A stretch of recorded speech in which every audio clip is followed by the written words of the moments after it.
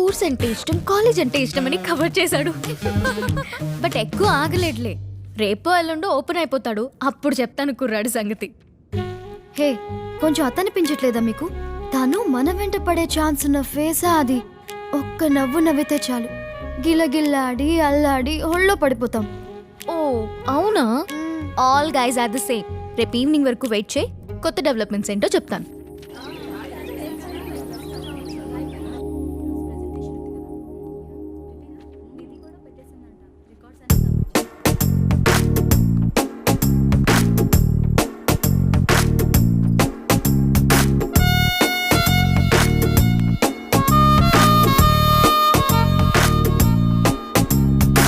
Hi Harsha. Subhash.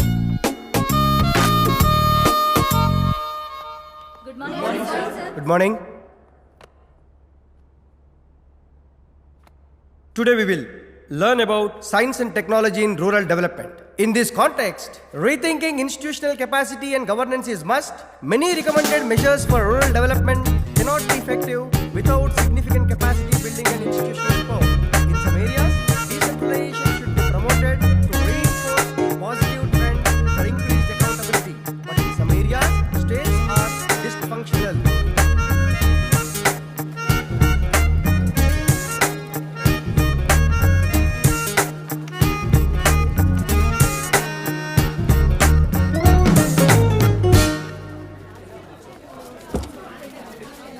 Hi. Hi. హాస్టల్కేనా? Yeah, హాస్టల్కి.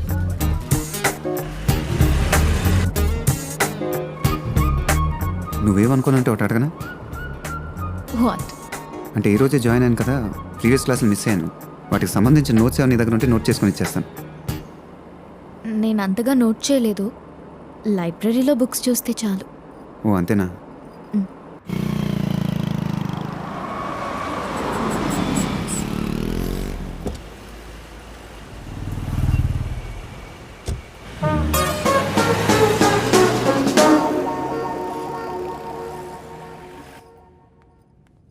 ఏమైందే? క్లాస్లో జాయిన్ అయ్యాడా? ఓపెన్ అయ్యాడా? జాయిన్ అయ్యాడు. పెద్దగా పట్టించుకోకుండా నేనే కొంచెం దూరం పెట్టాను. అవునా? అవును, తను మాత్రం క్లాస్ వినకుండా నా వైపే చూడటం. నిజంగానే చూశాడు. Traditional and modern concept of rural development, the paradox. Majority of the poor still live in rural areas, and yet donor support for agricultural and other rural development has slumped. Rural and urban livelihoods are interdependent, and there is rarely a sharp geographical divide between rural and pre-urban.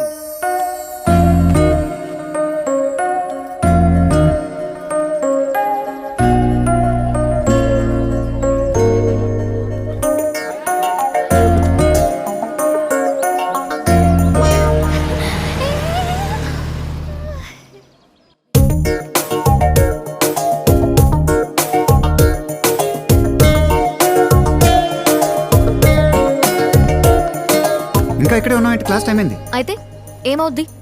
రోజు చూస్తున్నా టకటక రావడం, ఏదో ఎంసెట్కి prepare అయినట్టు తెగ రాసిస్తావు, అవ్వగానే ఆద్రభద్రగా పరిగెడతావు. తెలిసిన వాళ్ళు ఇక్కడ ఉన్నారు కదా అని ఒక హాయ్ చెప్పడం కానీ, ఒక స్మైల్ కానీ లేదు. It really hurts my feelings.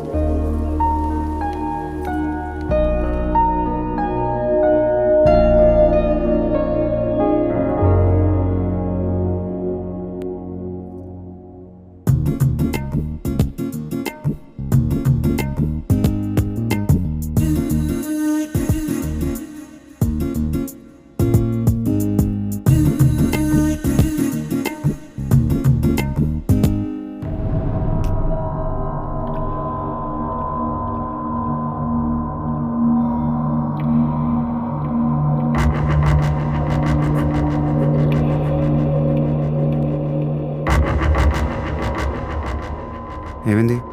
అందరిలో ఉన్నారు? ఏముంది, డబ్బు తీసుకొచ్చే రెగ్యులర్ టెన్షన్స్. కొత్త కాంట్రాక్ట్ విషయంలో ఆఫీస్ కాడ వచ్చాడండి.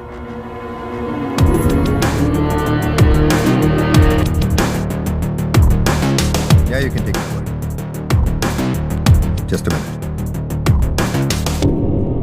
రాధా, సెంట్రల్ మినిస్టర్ వెంకట్రత్నం కొడుకుని. అపాయింట్మెంట్ ఉందా అని అడిగారు బయట. చంపేద్దామనిపించింది, కొట్టాపేశాను. హైవేస్ ఎక్స్పాన్షన్ కాంట్రాక్ట్ గురించి మాట్లాడదామని వచ్చాను. అది నాకు కావాలి. టెండర్ వేయచ్చు కదా, ఇట్స్ ఓపెన్ ఫర్ ఆల్. రేస్లో నువ్వు ఉంటే కష్టం, నువ్వే కాదు ఎవ్వరూ ఉండకూడదు. చాలా ఈజీగా నాకు అది కావాలి. Very funny. నీకు కావాలంటే అందరూ పక్క తప్పుకుంటారనుకున్నావా?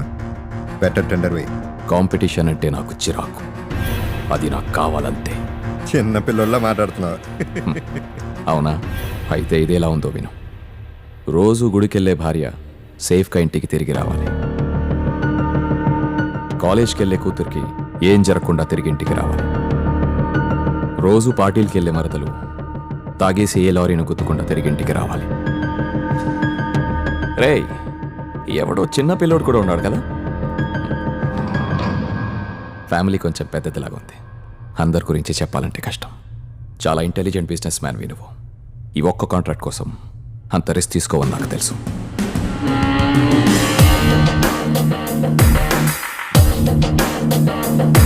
చెప్పిందంతా చేస్తానా లేదా అని డౌట్ వద్దు. చాలా చేశాను. ఏం చేసినా సేవ్ చేయడానికి ఒక బ్యాడ్ ఫాదర్ కూడా ఉన్నాడు.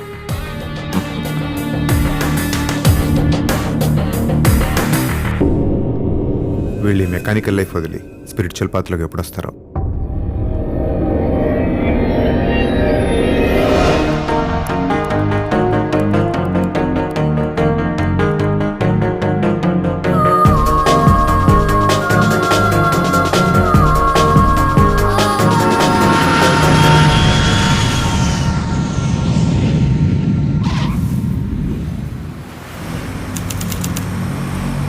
నిన్న ఫేర్ ఓపెనింగ్ ఈవెంట్లో కొంచెం కూడా నా గురించి కవరేజ్ లేదు.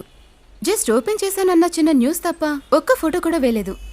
ఇది ఫస్ట్ టైం కాదు, ప్రతి ఈవెంట్లోనూ ఇదే జరుగుతుంది. చాలా దారుణం ఇది. ఇంకా మన గురించి ఇంకొకరు రాయటం ఏంటండి? మన గురించి మనమే రాసుకోవచ్చు. మనమా? సోషల్ మీడియా, ఫేస్బుక్, ట్విట్టర్, ఒక ఈవెంట్స్ ఏం కర్మ, ఏది పడితే అది రాసుకోవచ్చు.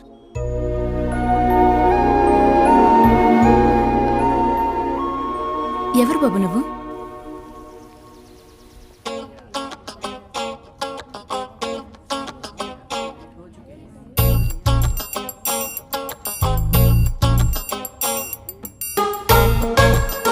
Hi. Hi. Homework? Post graduation thesis. ఈ ఒక్కసారికి నా తరఫున హైకమాండ్తో మాట్లాడండి. మినిస్టర్ పదవి పోతే రాష్ట్రంలోనూ జిల్లాలోనూ తలెత్తుకోలేను sir. Sir please sir, please sir. Okay okay sir. Hyderabad నుంచి మిమ్మల్ని కావడానికి ఎవరో వచ్చారు. మీకు బాగా కావాల్సిన వాళ్ళంట. రమ్మను.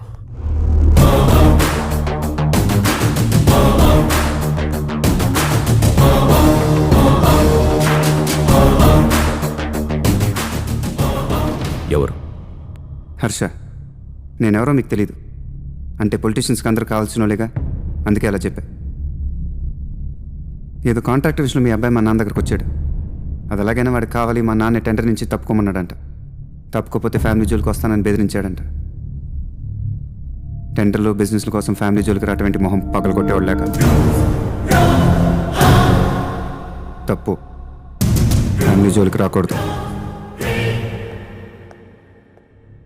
హర్ష, నువ్వేంటి ఇక్కడ? నాన్నగారితో చిన్న పని ఉండొచ్చానమ్మా. అవునా? డాడీ తనేది అడిగినా వెంటనే చేసేయాలి. Very nice guy. మాట్లాడుతుండండి హర్ష, 5 minutesలో వస్తాను. ఏదో చెప్తున్నాను సార్. ఫ్యామిలీ జోలికి రాకూడదు.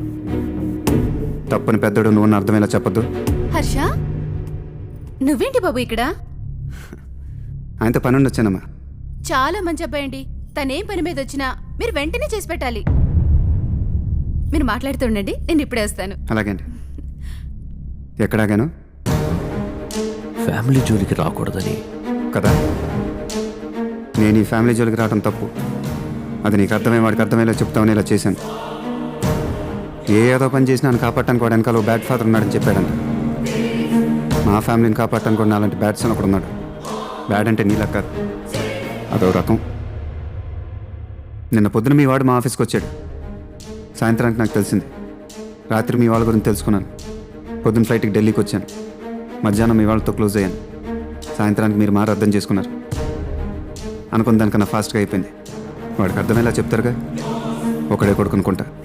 బయలుదేరినైతే మళ్ళీ మీ ఆవిడ పాప భోజనం చేసేలా మన కాల్ పెడతారు. హర్ష ఎక్కడికి? భోజనం రెడీ చేశాను, చేసేళ్ళొచ్చుగా. ఫ్లైట్ టైం అయిందండి. నెక్స్ట్ టైం వచ్చినప్పుడు భోజనం చేస్తాను.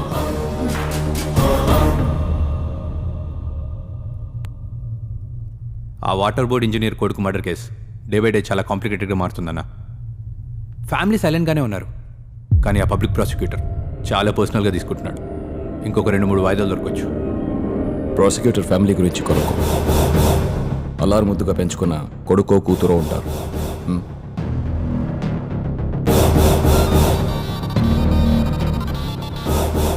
అన్నా, ఏదైనా కాంట్రాక్ట్ కోసం ఎవరినైనా బెదిరించారా ఈ మధ్య? అవునన్నా, హైవేస్ ఎక్స్పాన్షన్ కాంట్రాక్ట్ రాధన్న చాలా ప్రెస్టేజియస్గా తీసుకున్నాడు. బెదిరించినోడికి ఒక కొడుకు కూడా ఉన్నాడు. అస్సలు భయం లేదు వాడికి.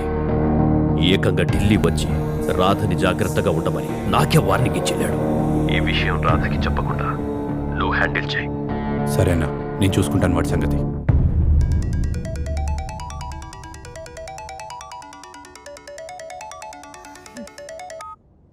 చెప్పు.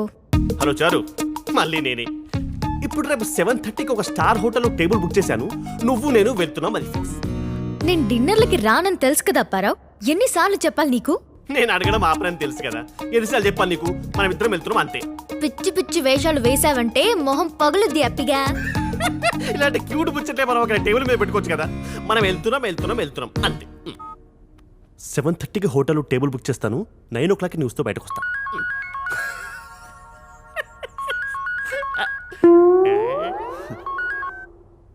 హలో. హాయ్ హర్ష, రేపు ఈవినింగ్ మా రూమ్మేట్ పెళ్ళి ఇక్కడే సిటీలో. నీకు కూడా స్పెషల్ గా చెప్పమని మరీ చెప్పింది. అంటే నాకు పెద్ద పరిచయం లేదు. You carry on. నేనున్నాను కదా, ఇద్దరం కలిసి వెళ్దాం. నాకు కొంచెం ఇబ్బందిగా ఉంటుంది. ఏమీ ఉండదు. నువ్వు వచ్చి నన్ను పికప్ చేసుకుని వెళ్తున్నాం. ఏంటి, నిన్ను కూడా ఎవరైనా డిన్నర్కి పిలిచారా? ఎల్లు.